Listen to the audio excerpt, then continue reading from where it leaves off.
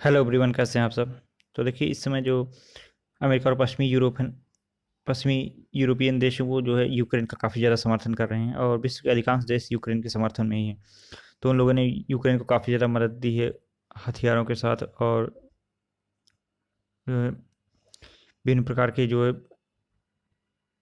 Drones provide किए हैं, guns, multi barrel rocket launchers और जो है एंटी टैंक गाइडेड मिसाइल। इन सभी हथियारों के अलावा जो है अपने अपने जो मॉडर्न वेपन्स हैं उन्हें भी यूक्रेन आर्मी को, यूक्रेनी मिलिट्री को प्रोवाइड किया है। जबकि रूस जो है ना, उस वो पहले जो है बढ़त की स्थिति में था, लेकिन इस समय जो है रूस काफ़ी ज़्यादा हार्डवेयर और मिलिट्री हार्डवेयर और इक्विपमेंट्स की कमी से जूझ रहा है।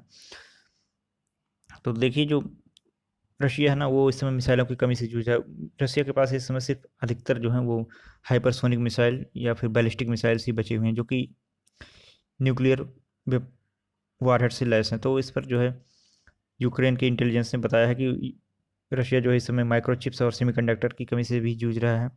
रूस ने यूक्रेन के पहले युद्ध क्षेत्र रोबोकॉप पर कब्जा करने वाले को जो है 1 मिलियन रूबल का इनाम दिया हुआ है।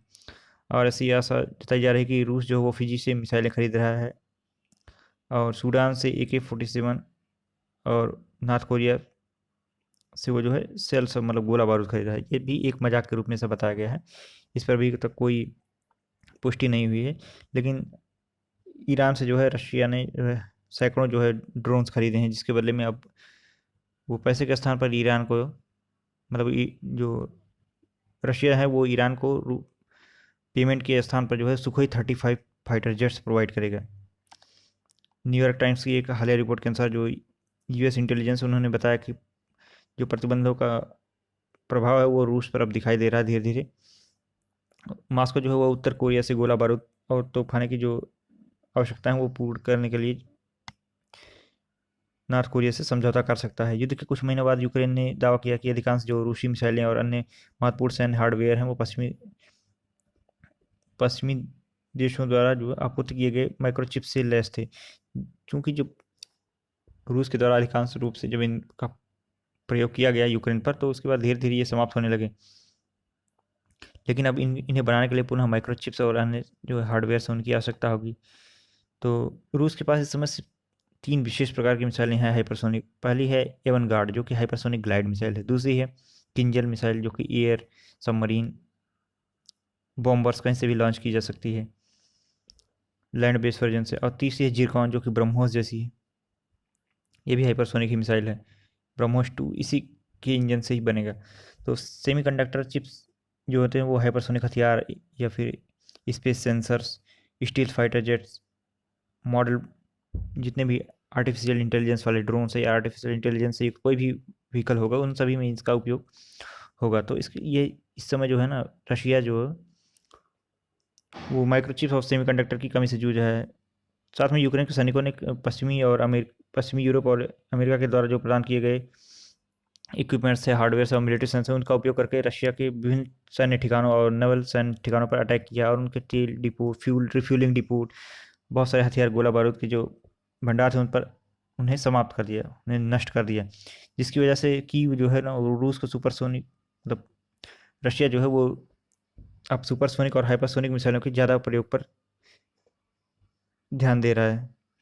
लेकिन इस समय की स्थिति यह है कि वह इनकी कमी से जूझ रहा है। अब रूस ने जो है कीव से संपर्क किया था इन सेमीकंडक्टर्स और चिप्स के लिए, लेकिन कीव ने भी रूस को मिसाइलों की, मतलब विभिन्न प्रकार के जो सेमीकंडक्टर्स हैं मिसाइलों को बनाने के, उसे देने से बच रहा है, क्योंकि सैंक्शन से वो डर रहा है कीव भी।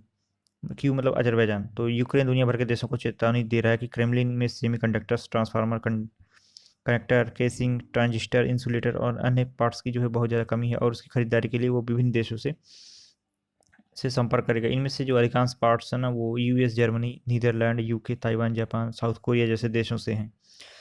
तो उसने इन देशों से संपर्क किया है कि यदि जो है वो ऐसे उपकरण या हार्डवेयर्स, ये जो पार्ट्स हैं वो रशिया को प्रोवाइड कर देंगे, तो जो यूक्रेन को बढ़त मिली है वह पुनः हानि में चला जाएगा और युद्ध हार जाएगा। इसके अतिरिक्त जो अन्य जो US और यूक्रेन के लोग हैं वो भी इस पर काफ़ी ज़्यादा रशिया का मजाक उड़ा रहे हैं कि रशिया जो है वो तुवालू से टैंक और फिजी से मिसाइल खरीद रहा है, सोमालिया से वो मिसाइलें खरीदा है। तो इस तरह के मजाक की स्थिति जो है चल रही है ग्लोबल पॉलिटिक्स में।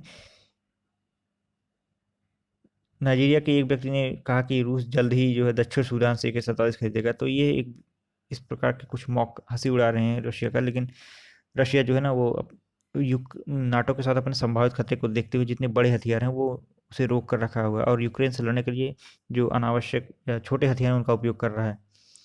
जबकि उत्तर कोरिया और रूस के बीच यदि तोपखाने, गोले, रॉकेट या आर्टिलरी के बीच किसी प्रकार का कोई समझौता हुआ होता तो इस पर पता उसी समय लगेगा जब वह उसका उपयोग यूक्रेन पर करेगा।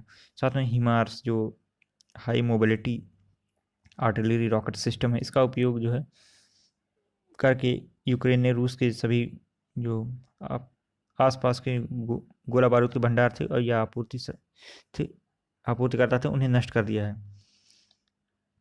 इसके अतिरिक्त जो रूसी गोला बारूद डिपो और आपूर्ति को लक्षित यूक्रेनी हमलों ने रूसी सेना को डोनबास में भी काफ़ी ज़्यादा क्षति पहुंचाई थी। तो मोरोजो के अनुसार, जिसे मुर्च के नाम से भी जाना जाता है, यूक्रेनी हमलों के कारण रूसी सैनिक के पास जो 122 और 152 mm की जो राउंड की काफ़ी ज़्यादा संख्या थी वो भी नष्ट हो गई धीरे धीरे। तो इस प्रकार से हम देखेंगे कि रशिया जो है काफ़ी ज़्यादा कमी से जूझ रहा है, और ये यूक्रेन रशिया युद्ध में रशिया को काफ़ी ज़्यादा क्षति भी पहुंची है। देखते हैं हम आगे क्या स्थिति होती है रूस की।